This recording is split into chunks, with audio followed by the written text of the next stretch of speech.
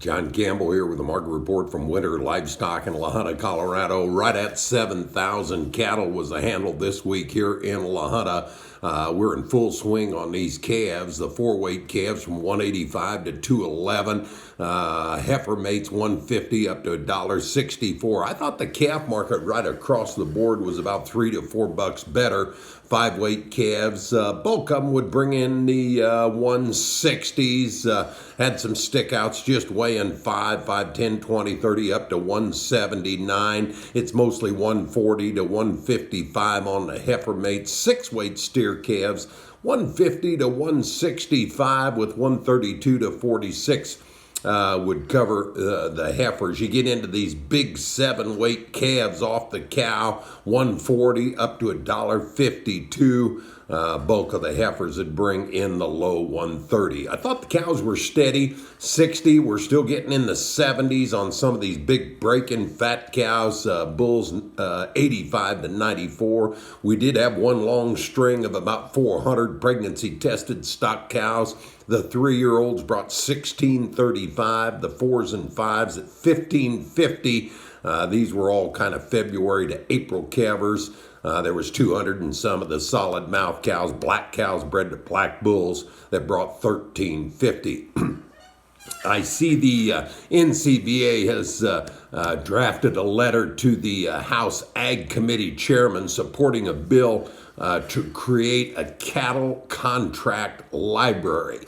They're wanting more transparency, and they did actually come out and acknowledge packers making lopsided profit in our industry, and says that they realize the library is not a silver bullet.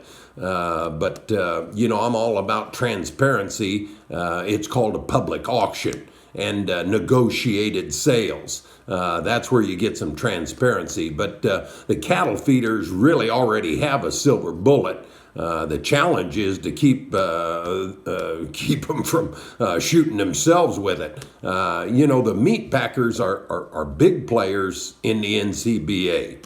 And so this is their answer to the producers. Let's make a library of all the ways that you can get screwed. And if you like getting screwed every week, why call in and we'll give you a list of this week's positions.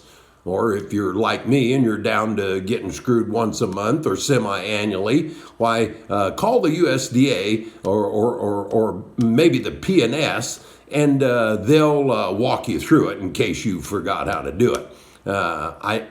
For the life of me, I do not understand why we continue to treat a patient, mainly the cattle feeder, that's bleeding to death with a Band-Aid. We continue to shoot rubber bands and throw rocks at a problem when we should be using those silver bullets, preferably 4 nozzler partitions. And if you focus your attention on the big problem, and that's lack of competition, packer monopoly, and captive supply, you wouldn't need to build a new library. I'll talk to you again next week.